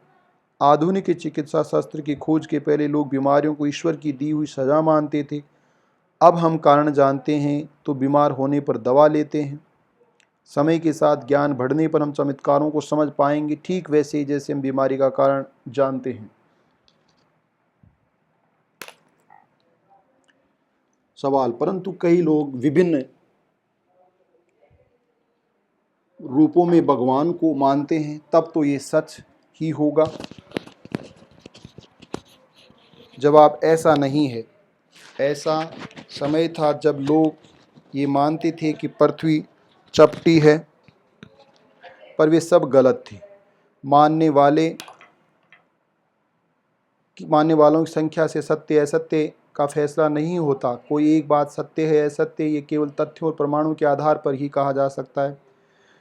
कुछ लोग कहते हैं कि ईश्वर का प्रभाव सतर्फ है। वे कहते हैं कि अस्तित्व का सौंदर्य और मानव शरीर की जटिलता ही सर्वोच्च बुद्धिमत्ता वाले प्रेम पूर्ण निर्माता के अस्तित्व का प्रमाण है। दुर्भाग्य से संकल्पना तुरंत बिखरती हुई दिखाई देती है जब हम जीवन का दूसरा पहलू देखते हैं। कुष्ठ रोग के जीवाणु, कर्क रोग की पेशियां, परजीवी कर्मी, रक्त शोषी कीड़े और प्लेग फैलाने वाले चूहे सर्वोच्च बुद्धिमत्ता वाले दुख व पीड़ा देने वाले चीज़ों को कैसे निर्माण करेंगे? थोड़ा ठहरें और सोचें। कितने लोग भूकंप, सूखा, बाढ़, सुनामी से मरते या घायल होते हैं? अगर कोई प्रेमपूर्ण निर्माता होता तब वह ऐसी चीज़ों को निर्माण क्यों करता या घटने देता?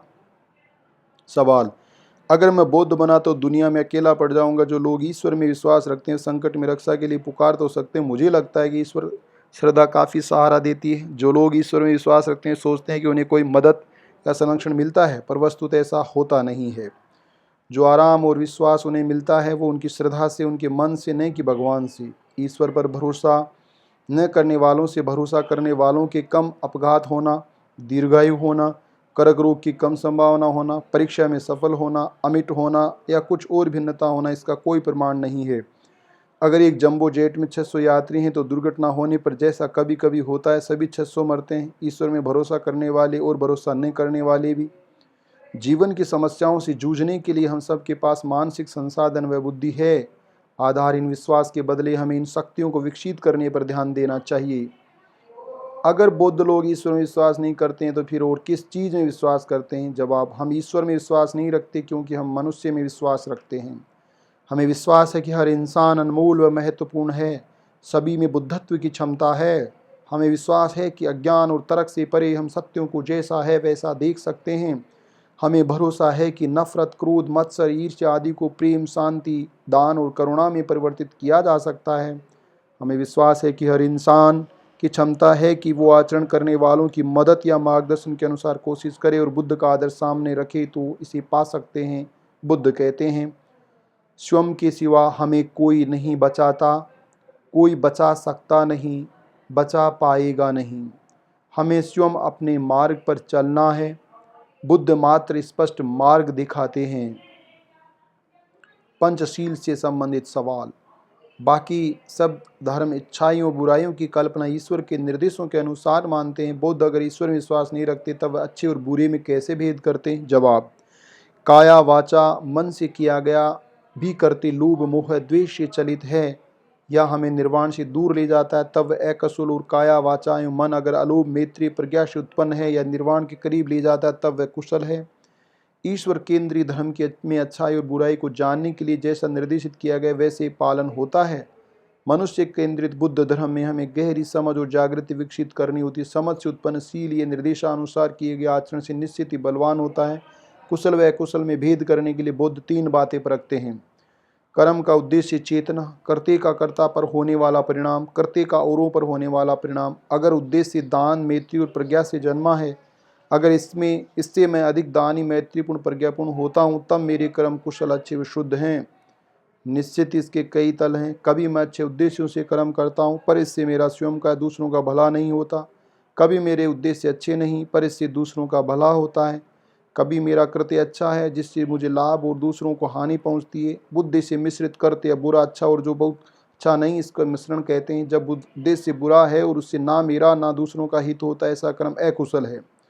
और जब मेरा उद्देश्य अच्छा है तथा मेरे कृत्यों से मेरा और दूसरों का भला होता है तब ये कर्म पूर्णतः कुशल है।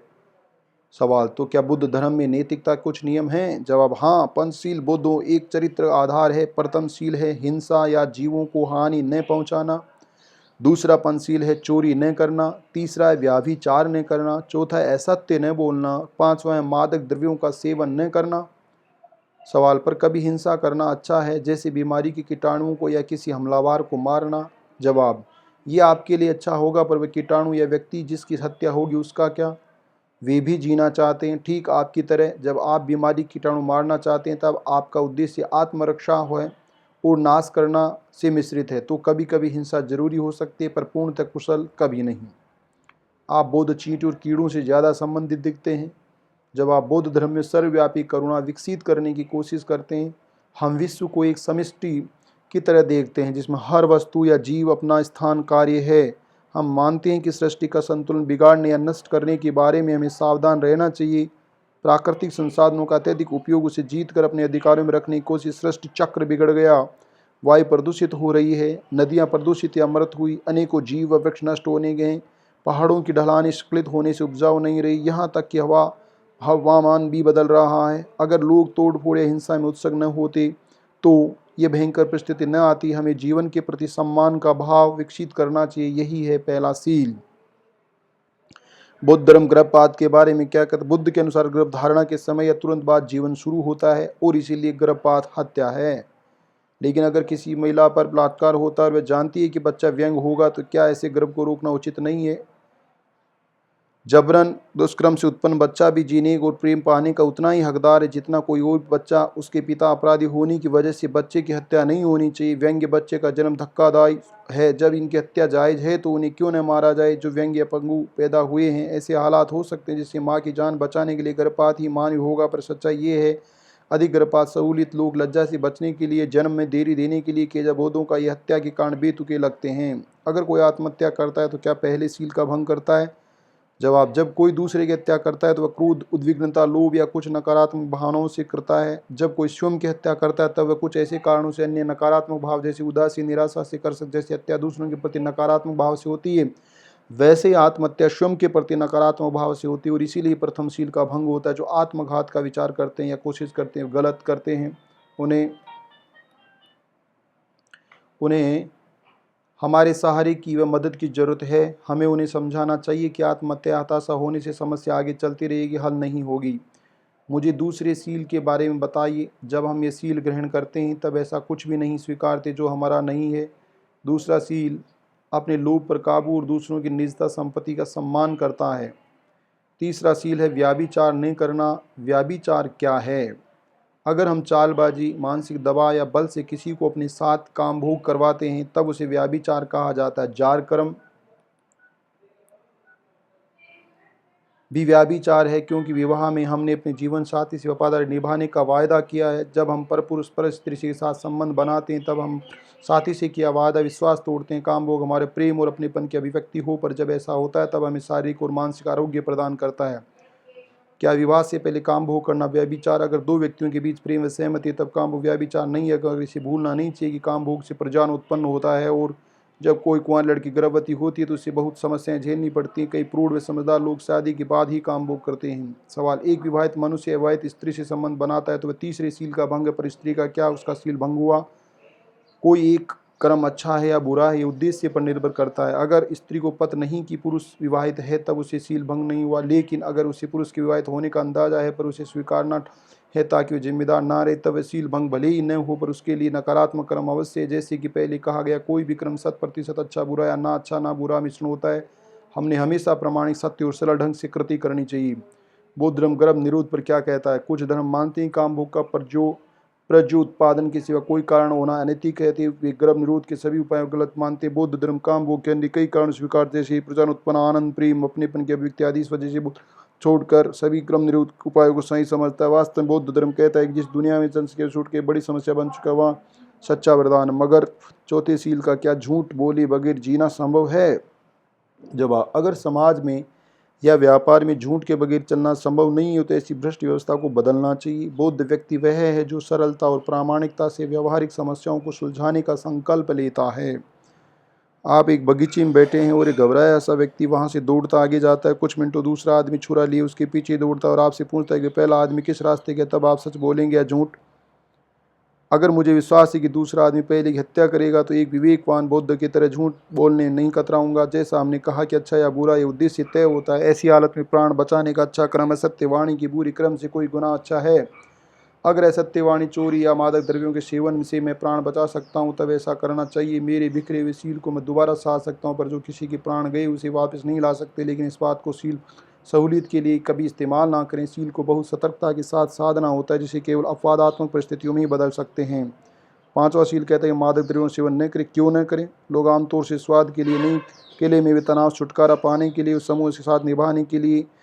शराब छोटी सी मात्रा भी स्व जागृति और चेतना की दशा बिगाड़ देती, अधिक मात्रा में तो वह पूरी तरह डगा मगा देती है। बुद्ध कहते हैं अगर आप पांचवा सील भंग करते हैं तब आप सभी सील भंग कर सकते हैं, पर थोड़ी बिना सील भंग नहीं होगा। ये छोटी सी तो बात है, सच में ये छोटी सी बात ही है, पर अगर आप छोटी सी बात नहीं कर सकते तब आपका संकल्प ज़्यादा मजबूत नहीं है ना? क्या धूम्रपान करने वाले 5 भंग होगा? धूम्रपान शरीर पर निश्चित ही बुरा असर पड़ता है, लेकिन इसका असर ज़्यादा नहीं होता। आप धूम्र जागृत, स्मृतिमान तथा केंद्रित रह सकते हैं। धूम्रोचित तो नहीं, पर सील भंग भी नहीं होगा। पंचशील नकारात्मक, इसमें क्या नहीं करना ये बताया गया, इसमें क्या करना चाहिए नहीं बताया गया। पंचशील बौद्ध नैतिकता का आधार है, पर यही सब कुछ नहीं है। अपनी नकारात्मकता को पहचानते हैं और उसे रोकने की कोशिश करते हैं। पंचशील इसलिए है, गलत करना रोकने पर हमें अच्छे कार्य का प्रयास करते हैं। उदाहरण के तौर चौथे सील के लिए बुद्ध कहते हैं शुरुआत में हमें असत्य वाणी से विरत रहना है। इसके पश्चात हमें सत्य, मधुर, विनम्रता से तथा सही समय पर बोलना चाहिए। असत्य वाणी को त्याग व सत्य वचनी, विश्वसनीय, भरोसेमंद और दूसरों को धोखा न देने वाला होता है। निंदाजनक वाणी को त्यागने से यहाँ जो सुना उसे वहाँ नहीं दोहराता और वहाँ जो सुना उसे यहाँ नहीं दोहराता, जिससे कि लोगों में विवाद हो। ये बिखरे हुए लोगों की दूरियां कम करता है और जो पहले से मित्र हैं उनको करीब लाता है। और सामंजस्य उसका आनंद है, सामंजस्य उसकी खुशी है, सामंजस्य उसका प्रेम। इसी उद्देश्य से वह वाणी का उपयोग करता है। कठोर वाणी को त्याग व निर्दोष मधुर सहमत होने जैसी हृदय तक पहुंचने वाली शिष्ट और सबको पसंद आने वाली वाणी का उपयोग करता है। पुनर्जन्म, हम मानव कहाँ से आए और कहाँ जा रहे हैं, इसके 3 जवाब ईश्वर में विश्वास करने वाले कहते हैं कि विश्व निर्मित से पहले मनुष्य नहीं था, फिर ईश्वर की इच्छा से निर्मित हुआ। मनुष्य अपना जीवन जीते और मान्यता के आधार पर जो कर्म करते हैं उसके फलस्वरूप अनंत काल तक स्वर्ग या नरक में रहते हैं। मानवतावादी व वैज्ञानिक कहते हैं मनुष्य सृष्टि के नियमों से गर्भाधान पाता है, जीता है, मृत्यु उपरांत नष्ट होता है। बौद्ध धर्म इनमें से किसी भी सृष्टि को नहीं स्वीकारता। पहली दृष्टि नैतिक समस्याओं को जन्माती। अगर एक अच्छी ईश्वर ने हमें निर्मित किया है तो क्यों इतने सारे लोग व्यंग्य पैदा होते हैं, गर्भ में या जन्म के तुरंत बाद मरते हैं। ईश्वर निर्मित मानव की संकल्पना अन्यायपूर्ण है कि जिसमें सिर्फ 60-70 साल के जीवन में किए क्रम से हमें अनंत काल तक नरक की पीड़ा झेलनी पड़े। 60-70 साल के अश्रद्धा या अनैतिक कर्मों से अनंत काल तक सजा संगत लगती है। उसी तरह 60-70 साल के जीवन सत्कर्मों के परिणाम अनंत काल तक स्वर्ग मिल जाना भी असंगत है। दूसरा दर्शन पहले से ज़्यादा साफ और विज्ञान प्रतिकूल महत्वपूर्ण प्रकरण भी अनुत्तरित छोड़ता है। केवल शुक्राणु और स्त्री बीज के मिलन से कैसे इतने आश्चर्यजनक व मानव निर्मित संभव हो, और वह भी सिर्फ 9 महीनों में। और आज सब पर्वों में विज्ञान एक मान्यता प्राप्त विज्ञान की शाखा हो चुकी है। ऐसे में जैसी घटनाएं मन की पदार्थगत संरचना में समाना कठिन है। मनुष्य कहाँ से आता और कहाँ जाता है, इसका सबसे समाधान कारक विश्लेषण बुद्ध धर्म देता है। जब हम मरते हैं तब मन जीवन भर में निर्मित सारी प्रवृत्तियां, चाहते, क्षमताएं, गुण विशेषों को लेकर एक अंडी में गर्भाधान करता। नवजात व्यक्ति पुनर्जन्म के प्रभावों से वह जन्म की अन्य नई परिस्थितियों में संस्कारित होता है। जागृत प्रयत्नों से शिक्षण, माता पिता तथा समाज का प्रभाव आदि से व्यक्ति बदलता है। मृत्यु के बाद फिर गर्भाधान तय ये पुनर्जन्म की प्रक्रिया ज्ञान और लोक के अंत तक चलती रहती है। अंततः मन पुनर्जन्म की बजाय निर्वाण को पाता है, जो बौद्ध धर्म का अंतिम लक्ष्य मानव जीवन का उद्देश्य है। मन एक देह से दूसरे देह में कैसे जाता है, ऐसे रेडियो लहरों की तरह कल्पना करें। रेडियो लहरें शब्द संगीत से नहीं बल्कि ऊर्जा से बनी विभिन्न कंपन मूल स्रोतों से प्रसारित होकर पुनः संगीत शब्द के रूप में प्राप्त होते हैं। ठीक ऐसे ही मन के साथ होता है। मृत्यु के समय मानसिक ऊर्जा आकाश में प्रसारित होकर किसी अंडी में गर्भाधान पाने के लिए आकर्षित होती है। जैसे गर्भ बढ़ता है वैसे वह मन में केंद्रित होकर नई व्यक्तित्व को तरह प्रसारित होता है। क्या आत्मा ही नहीं है जो एक देह से दूसरे देह में पुनर्जन्म पाता है? बुद्ध के अनुसार नहीं। वस्तु तो उनकी शिक्षा है कि अमर आत्मा में विश्वास अहंकार से जन्मा ज्ञान है, और जो अहंकार को बढ़ावा देता है। जब हम देखते हैं कोई अमर आत्मा नहीं है तब अहंकार, स्वार्थ आदि नष्ट हो जाती है। व्यक्ति कोई शगन पत्थर नहीं बल्कि एक प्रवाह है। एक विरोधाभास लगता है, अगर कोई आत्मा नहीं तो कोई व्यक्ति भी नहीं, तब पुनर्जन्म कैसे हो सकते? किसी फुटबॉल टीम की तरह है 95 सालों से चली आ रही। इतने समय में सैकड़ों खिलाड़ी इसमें उतरे, 5-10 साल खेले, टीम छोड़कर गए, उनके वजह दूसरे खिलाड़ी आए। मूल खिलाड़ियों में से कोई भी आज टीम में ना हो, जीवित भी ना हो, तब भी टीम है। ऐसा कहा जा सकता है टीम का अस्तित्व लगातार होने वाले बदलाव के बावजूद भी है। खिलाड़ी एक सघन सुस्पष्ट अस्तित्व पर। टीम का अस्तित्व क्या है? उसका नाम सफलता की स्मृतियाँ, खिलाड़ियों, समर्थकों की टीम के प्रति भावनाएं, समूह भावना आदि। व्यक्ति का भी ऐसा ही है। लगातार बदलने वाले शरीर और मन के बावजूद भी पुनर्जन्म पाने वाले गुजरे हुए व्यक्ति का ही प्रवाह ऐसा कहा जा सकता है। और इसलिए नई व्यक्ति में स्मृतियाँ, विशिष्ट झुकाव, प्रवृत्तियाँ, मानसिक आचार आदतें वही होती हैं। ठीक है, अगर हम पैसे भी पहले यहाँ रह चुके हैं तब हम पिछली ज़िंदगी याद क्यों नहीं आती? कुछ लोगों को याद रहती है, कम से कम बचपन में। सच है कि अधिक लोगों को याद नहीं रहती कि कई कारण हो सकते हैं। शायद क्रम में बिताए 9 महीने सभी अधिक स्मृतियाँ पहुँच देती हैं। शायद 9 महीने इंद्रियों के बिना होना, नया इंद्रिय अचानक पाने का आघात सारी स्मृतियाँ पहुँच देता है। क्या हम हमेशा मानव के रूप में ही जन्म लेते? नहीं। अस्तित्व के अनेक तल हैं जिनमें जन्म हो सकता है। कुछ स्वर्ग में, कुछ नरक में, कुछ प्रेत लोक इत्यादि में उनमें जन्मते हैं। स्वर्गलोक में शरीर सूक्ष्म होता है और खुशी का अनुभव अधिक होता है। सभी संस्कारित अस्तित्व की तरह ये भी अनित्य है, जहाँ पर जीवन काल समाप्त होने पर जन्म हो सकता है। नरकलोक का अर्थ कोई स्थान नहीं है, पर ऐसी दशा जिसमें सूक्ष्म शरीर होता है, वह चित्त अधिकतर चिंता व परेशानी अनुभव करता है। प्रेत लोक इसी तरह एक अवस्था है जिसमें शरीर सूक्ष्म होता है, मन तीव्र प्यास और अतृप्ति अनुभव करता है। तो स्वर्ग लोक में जन्मे लोग सुख भोगते हैं, नरक और प्रेत लोक में जन्मे लोग दुख पाते हैं, और मनुष्य लोक में जन्मे जीव सुख और दुखों दोनों का अनुभव करते हैं। मनुष्य लोक और अन्य लोकों में प्रमुख भेद शरीर और अनुभवों की भिन्नता से होता है। पुनर्जन्म कहाँ होगा और किस बात पर, इसका मात्र एक कारण नहीं है, पर मुख्यतः कर्म तय करता है कि जन्म कहाँ होगा और जीवन कैसे हो। कर्म का अर्थ कृति होता है जिसे हम काया, वाणी या मन से करते हैं। दूसरों शब्दों में, जब हम हमारे अतीत के कर्म का नतीजा, उसी तरह जो विचार करते हैं हम वर्तमान में करते हैं, उससे हमारा भविष्य निर्माण होता है। शांति और प्रेम से भरा व्यक्ति स्वर्गलोक में या मनुष्य लोक में पैदा होता है, जहाँ सुखद अनुभूतियाँ अधिकतर होती हैं। चिंता से ग्रसित है क्रूर व्यक्ति मृत्युबंधक मनुष्य लोक में, जहाँ दुख अनुभव अधिकतर होते हैं। पुनर्जन्म पाते से मनुष्य में तीव्र लालसा, लोभ, क्षम्य, महत्वाकांक्षा, प्रेत लोक या मनुष्य लोक में पैदा होने को है। लगातार चाहत के तृप्ति अनुभव करता है। जो मानसिक संस्कार चित्त इस जन्म में बनेंगे वही अगले जन्म में साथ चलेंगे। हालांकि अधिकतर लोग मनुष्य लोक में जन्म लेते हैं। मुझे नहीं लगता कि बहुत लोग नरक लोक में विश्वास करते हैं। अगर नरक से तात्पर्य है कि ऐसी जगह जहाँ कोई ईश्वर उस पर भरोसा न करने वालों को अनंत काल तक सजा देता है, तो ऐसा कोई नरक नहीं है। बोध कैसी कल्पना केवल बदले की भावना से निर्मित है। बोध शब्दावली में नरक के लिए निरय और अपाय है, दो शब्द हैं जिसका अर्थ होता है पतित होना और खोना। अति क्रूर व स्व केंद्रित मनुष्य स्वयं के लिए नकारात्मक मन और वैसा दुखद अनुभव निर्माण करता है। बुद्ध कहते हैं, मूर्ख कहता है नरक समुद्र के नीचे है, पर मैं कहता हूँ दुखद अनुभूतियों का नाम नरक है। मैं आपको एक उदाहरण देता हूँ। एक पागल व्यक्ति हमेशा खतरा, साजिश, धोखाधड़ी देखता है जो है कि नहीं। ये उसका मन है जो उसे संशय, डर और चिंता में रखता है। किसी और के फैसले उसे नकारात्मक अस्तित्व नहीं पाया, स्वयं निर्माण किया है। बौद्ध मतानुसार ऐसे लोग स्वयं को नकारात्मक ऊपर उठा सकते हैं तो नरक अंतहीन नहीं है, हमें और हमेशा उपलब्ध रहता है।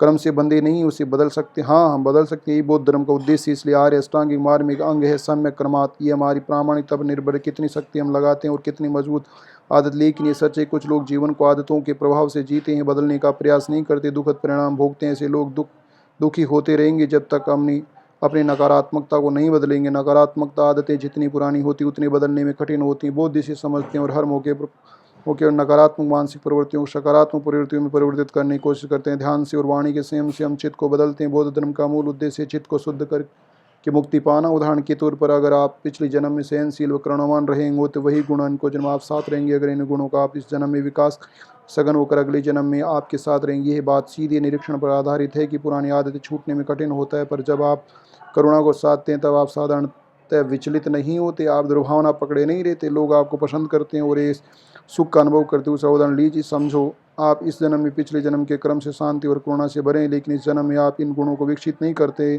धीरे धीरे कम होकर खत्म होंगे और अगले जन्म में उपलब्ध नहीं रहेंगे। संयम व करुणा कम होने से इस जन्म में अगले जन्म में संभव है कि क्रोध और हिंसात्मकता बढ़े और अपने साथ दुखद परिणाम लाए। हम एक आखिरी उदाहरण लेंगे। समझे, पिछले जन्म के मन की आदतों से आप इस जन्म में शीघ्र कोपी क्रोधी बन गए, इसे निर्मित दुख को समझ गए। अगर आप इन आदतों थोड़ा घटाते हो, अगले जन्म में भी मन की आदत थोड़ी है और कोशिश पूर्णतः नष्ट होंगी। एक अच्छी स्वतंत्रता की शिक्षा देता है। बुद्ध कहते हैं कि मानवीय अस्तित्व में जुड़ी 3 गलतियाँ, गलत दृष्टियाँ। एक, हर घटना अपने से होती, दूसरी हर घटना ईश्वर की इच्छा से होती, तीसरी घटना हर घटना पुनर्जन्म के परिणाम है। जैसा कि पहले कहा कि कर्म हमें संस्कारित करता है, नहीं कि निर्मित करता। मनुष्य की इच्छाएं घुड़सवारी की तरह। अगर मैं चाहता हूँ कि घोड़ा इस रास्ते से इस गति से चले, पर घोड़े की अपनी चाल होती है। अगर मुझे अनुभव और आत्मविश्वास है तो उसे अपनी मर्जी से चला सकता हूँ। अगर घोड़े को मेरी कमजोरी का पता चलता है तो वह मेरी इच्छा के बावजूद अपनी ही चाल चलेगा। मेरी इच्छा से ऊपर घोड़े की भी अपनी मर्यादा है। मैं उसे 50 किलोमीटर प्रति घंटे की रफ्तार से दौड़ाना चाहता हूँ, पर उसमें वह शक्ति न होने से मेरे जोर लगाने पर भी वह नहीं दौड़ पाएगा। घुड़सवारी का सुख कई पहलुओं पर निर्भर करता है। ठीक वैसे ही मनुष्य के मन के साथ है। तो हम कह सकते हैं कि हमारी इच्छा स्वतंत्र नहीं है, सभी चीज़ों की तरह संस्कारित है। जैसे हम अपने स्वतंत्र चित्त को विकसित करते हैं, वैसे हमें अधिक संयम, सातत्य विकसित होकर अधिक सकारात्मकता निर्माण, यही आर्य अष्टांगिक मार्ग है। तो साथियों, ये सही सवाल और सही जवाब के रूप में बहुत से उदाहरणों के माध्यम से यहाँ समझाया गया है। और अब इसमें हम आगे चलेंगे तो आगे ध्यान से संबंधित कुछ सवाल और जवाब हैं जो ज़्यादा महत्वपूर्ण नहीं है यहाँ पर। और इसके आगे हम चलते हैं प्रज्ञा और करुणा। अक्सर बौद्ध व्याख्यानों में प्रज्ञा करुणा के बारे में सुनता हूँ, इसका क्या अर्थ है? कुछ धर्म की मान्यता है करुणा प्रेम दोनों बहुत ही समान है, आध्यात्मिक जीवन का महत्वपूर्ण अंग है, परंतु प्रज्ञा की तरफ ध्यान नहीं देते। इससे आप सहृदय, प्रमुख, दयालु, नासमझ होते। विज्ञान ये मानता है कि प्रज्ञा तब विकसित होती है जब करुणा जैसी भावनाओं को हटाया जाए। परिणाम ये हुआ कि विज्ञान नतीजे पर केंद्रित रहा और भूल गया कि उसका ध्येय मनुष्य की सेवा है, नहीं कि नियंत्रण करना। अन्यथा कैसे वैज्ञानिक अपना कौशल्य, अनुभव, जैविक हथियार आदि बनाने में लगाते? बौद्ध धर्म सिखाता है कि परिपूर्ण संतुलित व्यक्ति बनने के लिए आपको प्रज्ञा और करुणा दोनों को विकसित करना चाहिए।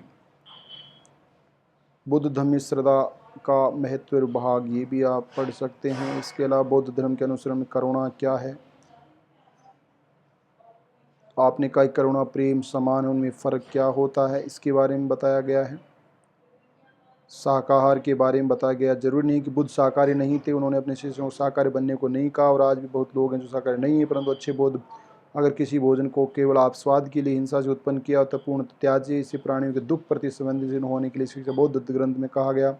कठोर होना, करुणा नहीं रखना, पीछे से वार करना, मित्रों के प्रति उदासीन, हृदय शून्य, कठोर, शुद्र, कर्पण होना, ये सब अशुद्ध भोजन है, नहीं कि मांसाहार करना। अनैतिक होना, कर्ज नहीं चुकाना, विश्वासघात करना, व्यवसाय में धोखा देना, लोगों को भेदाभेद करना, ये अशुद्ध भोजन है, नहीं कि मांसाहार करना। प्राणी हत्या करना, चोरी करना, दूसरों को चोट पहुंचाना, क्रूरता करना, कठोरता और दूसरों का अनादर करना, ये अशुद्ध भोजन है, नहीं कि मांसाहार करना।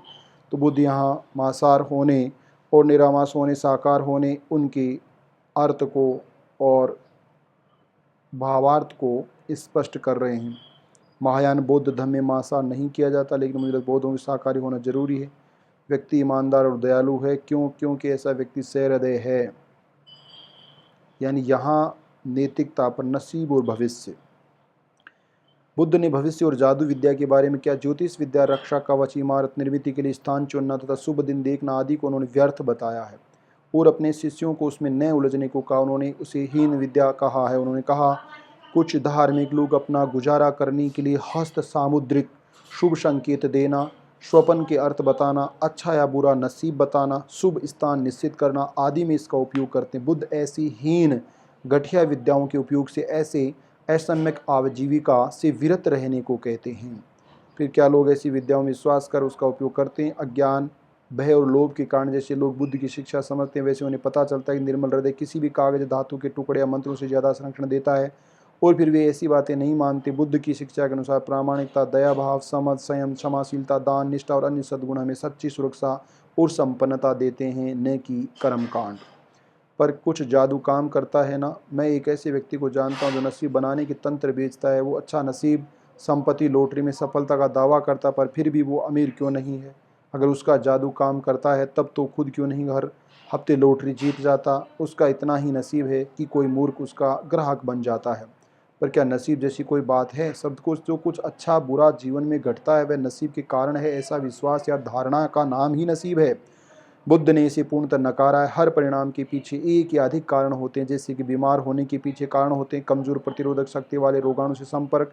ये बीमारी के लिए आवश्यक एक निश्चित कार्य, बीमारी और कारण, रोगाणु, संसर्ग और कमजोरी, इसमें कुछ संबंध दिखाई देता है, क्योंकि हम जानते हैं कि रोगाणु अंदरूनी अंगों पर हमला करते हैं जैसे बीमारी आती है, लेकिन कागज पर लिखे कुछ अक्षर संपत्ति परीक्षण सफलता पाने कोई संबंध नहीं है दिखाई दे। बुद्ध की शिक्षाओं में अपने चित्त को शुद्ध करना बहुत अधिक महत्वपूर्ण है।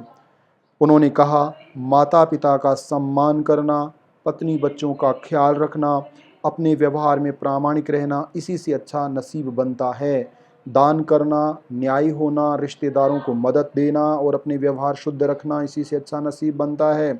दुष्कर्म और नशाखोरी से दूर रहना और शील का संकल्प से पालन करना, इसी से अच्छा नसीब बनता है। भिक्षु का सम्मान करना, विनम्रता, संतुष्टि, अहोभाव और शम सदम का श्रवण, इसी से अच्छा नसीब बनता है। भिक्षु और भिक्षुणी के बारे में वृतांत सवाल और जवाब की शैली में यहाँ स्पष्ट किया गया है। और बौद्ध शास्त्र, सभी धर्मों के पवित्र ग्रंथ होते हैं। बौद्ध धर्मों के पवित्र ग्रंथ क्या हैं? ये पाली में लिखी गई, इनको त्रिपिटक के नाम से जाना जाता है। 3 बॉक्सेस ऑफ नॉलेज भी इनको कहा जाता है, जिनके बारे में यहाँ विस्तार से सवाल जवाब किए गए हैं। इतिहास और विकास, ये बौद्ध धर्म के आगे बढ़ने और उसके विकसित होने की जो प्रक्रिया है उसको स्पष्ट रूप से समझाने की कोशिश करता है। बौद्ध धर्म और राष्ट्रों में किस तरह से फैला, उस पर भारत के बाहर बौद्ध धर्म क्यों नहीं जीवित रहा उस पर, और सवाल क्या आज बौद्ध नहीं है, ये भी नहीं है। बौद्ध धर्म पश्चिम में कब पहुंचा, नाक्शियन, ये थोड़ा सा। तीसरी तरफ सिकंदर महान के भारत जीतने पर जो ग्रीक लोग भारत में स्थापित हुए वे शायद पश्चिम के पहले बौद्ध थे। मिलिंद प्रश्न जो बौद्धों का महान प्राचीन ग्रंथ है, इसमें इंडो ग्रीक राजा मिलिंद का भिक्षु नागसेन से हुआ संवाद शामिल है। 19वीं सदी के अंत तक जब पंडितों ने बौद्ध साहित्य का संस्करण भाषांतर करना शुरू किया तब बौद्ध धर्म को पश्चिम में विशेष आदर एवं प्रशंसा प्राप्त हुई। 1900 ईस्वी शुरुआत कुछ पश्चिम विषम बौद्ध कहलाने लगे और 1-2 भिक्षु ही हुए। 1960 में पश्चिम बौद्धों की संख्या लगातार बढ़ती रही और आज वे अधिकतर पश्चिमी राष्ट्रों में बड़े असंख्य मगर महत्वपूर्ण हैं। तो धर्म तीसरा क्या, विभिन्न बौद्ध धर्मों के बारे में कुछ कहेंगे। अपनी चरम ऊंचाई पर बौद्ध धर्म मंगोलिया से मालदीव, बल्ख से बाली तक फैला था, जिसमें उन्हें भिन्न संस्कृति के लोगों तक प्रसार करना पड़ा। ये सदियों तक बना रहा, जिसमें बौद्ध धर्म को लोगों सामाजिक बौद्धिक विकास समझित होना पड़ा, पर धम्म का सार बना रहा। बाह्य अभिव्यक्ति बहुत भिन्न हुई। आज बौद्ध धर्म की 3 प्रमुख शाखाएं, थेरवाद, महायान और वज्रयान। इसके बारे में थोड़ा जान लेते हैं। थेरवाद का अर्थ बड़े लोगों की शिक्षा, जो बुद्ध का सबसे प्राचीन परिपूर्ण शास्त्र त्रिपिटक पर आधारित है। थेरवाद अधिक पारंपरिक विहारों में केंद्रित शिक्षा है, जो धम्म की मूल शिक्षा पर जोर देकर सादगी और तपस्या का रास्ता अपनाता। आज थेरवाद मुख्यतः Sri Lanka, Burma, Thailand, Laos, Cambodia, उत्तर पूर्व में है। महायान BC पहली शताब्दी में बुद्ध की शिक्षा कुछ परिणाम गहराई तक खोजे गए, तब समाज के विकास के साथ नए और संयुक्त ढंग से धर्म प्रचार जरूरी होता गया। इस नए विकास व्याख्या कई शाखाएं बनी, जिन्हें इकट्ठा महायान महामार्ग कहलाया, जो सबके लिए है, न केवल गृह त्यागी भिक्षु या भिक्षुणी के लिए। समय के साथ महायान भारतीय बौद्ध धर्म का प्रधान रूप बना, जो चीन, कोरिया, ताइवान, वियतनाम, जापान में माना जाता है। हीनयान शब्द देखते इसका क्या अर्थ है। जब महायान विकसित हुआ तब स्वयं को बौद्ध धर्म की पुरानी शाखाओं से पृथक रखना चाहता था। उन्होंने स्वयं को महायान और पुरानी शाखाओं को हीनयान छोटा मार्ग कहते। हीनयान एक सांप्रदायिक संज्ञा जो महायान थेरवादियों के लिए की। वज्रयान के बारे में क्या। इस प्रकार का बौद्ध धर्म भारत में 6वीं और 7वीं सदी में उपरा। जब भारत में उभरा तब भारत में हिंदू धर्म का पुनरुद्धार हो रहा था। फलस्वरूप कुछ बौद्धों पर हिंदू धर्म के कुछ पहलुओं, खासकर देवताओं की पूजा व अनुष्ठान का प्रभाव पड़ा। 11वीं शताब्दी में तिब्बत में वज्रयान अच्छे से प्रस्तावित हुआ, जिसमें समय के साथ सुधारणाएं हुई। वज्रयान का अर्थ होता है हीरक मार्ग, एक कठिन तर्क जिसका इस्तेमाल वज्रयान ने अपनी कुछ शिक्षाओं के समर्थन में कर। वज्रयान पारंपरिक बौद्ध शास्त्रों के बजाय तंत्र पर अधिक निर्भर करते हैं, जिससे इसे तंत्रयान भी कहा जाता है। वज्रयान अब मंगोलिया, तिब्बत, लद्दाख, नेपाल, भूटान और भारत में बसे तिब्बती लोगों में प्रचलित है। एक बौद्ध बनना। आपने जब तक कहा वह मेरे लिए बहुत उपयुक्त है। एक बौद्ध कैसे बन सकता हूँ। उपाली नामक एक व्यक्ति बुद्ध की शिक्षाओं से प्रभावित हुआ और उसने बुद्ध का शिष्य बनने का फैसला किया, पर बुद्ध ने उसे कहा, उपाली पहले सत्य की खोज करो। आप जैसे अच्छे व्यक्ति के लिए सत्य की खोज करना उचित होता है। बौद्ध धर्म में सबसे महत्वपूर्ण बात है कि जो काफ़ी समय लेती है तथा ये प्रक्रिया अंतिम परिणाम, इसलिए आवेश में बौद्ध धर्म ना अपनाएं। समय लें, सवाल करें, विमर्श करें, फिर फैसला लें। बुद्ध बहुत शिक्षाओं में उत्सुक नहीं थे। उन्हें लगता था कि लोग उनकी शिक्षा को छानबीन करता, तथ्यों की जानकर समझकर आचरण करें। त्रिशरण ऐसी जगह जहाँ लोग तकलीफ से राहत या सुरक्षा पाने जाते हैं। अनेक प्रकार के शरण, जब लोग दुखी होते हैं तब दोस्तों में शरण लेते हैं। बुद्ध ने कहा, बुद्ध धम्म संग इन 3 रत्नों की शरण जाकर प्रज्ञा से 4 आर्य सत्य देखें। दुख, दुख का कारण, दुख निरोध व दुख निरोध गामी आर्य अष्टांगिक मार्ग, यही उत्तम शरण स्थान है, सुरक्षा है, जहाँ सभी दुखों से मुक्ति मिलती है। इसे त्रिशरण के नाम से जाना जाता है। तो मैं उसे कैसे रोकूं। यहाँ अन्य सवाल और जवाबों का विस्तार से बुद्ध के कुछ वचन, जिस पर हमने अलग सी चलचित्र बनाया है, जिसमें बुद्ध के वचनों के बारे में विस्तार से बातचीत की गई है। और अंत में जो लेखक महोदय हैं उनका परिचय भी स्वाभाविक है।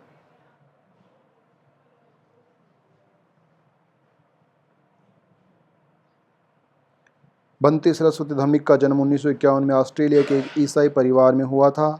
18 साल की उम्र में बौद्ध बने। सन 1973 में वे एक भिक्षु बनने के इरादे से थाईलैंड, लाओस, बर्मा और आखिर में भारत होते हुए एशिया में घूमे। अगले 3 वर्ष तक योग और ध्यान सीखने के लिए भारत में घूमे और अंत में पूज्य अंगिरका धर्मपाला के शिष्य पूज्य मति वाला संगतना से दीक्षा लेकर एक बौद्ध भिक्षु बने। सन 1976 में वे श्रीलंका चले गए और जहां उन्होंने श्रीलंका विद्यालय में पाली भाषा का अध्ययन किया और बाद में कैंडी में नीलम ध्यान केंद्र के संस्थापक और अध्यापक बने। तब से उनका ज़्यादातर समय श्रीलंका और सिंगापुर में बीता है। बंते धम्म की 25 से ज़्यादा किताबें बौद्ध धर्म और संबंधित विषय पर कई लेख लिख चुके हैं, अन्य भाषाओं में अनुवादित हैं। अपने लोक व्याख्यानों के लिए भी जाने जाते हैं। उन्होंने सन 2000 में European Buddhism millennium conference Berlin में थेरवाद बौद्ध धर्म का प्रतिनिधित्व किया। बौद्ध दर्शन और अध्ययन के अलावा बंते धार्मिक का बौद्धों के पवित्र स्थलों में और तीर्थस्थलों की परंपराओं में गहरी रुचि। भारतीय इतिहास, कला और वंशज शास्त्र भी उनकी रुचि के विषय रहे हैं और अनुवादक की कलम से। और अंततः इस तरह से बौद्ध दर्शन के बारे में बंते के द्वारा सही सवाल और सही जवाब के रूप में पुस्तक का लेखन किया गया है, जिसके बारे में हमने विस्तार से जाना। उम्मीद है बौद्ध धर्म के बारे में जो अधिकांश शंकाएँ हैं वो उस पुस्तक के माध्यम से पूर्ण हुई होंगी। आप सभी का धन्यवाद।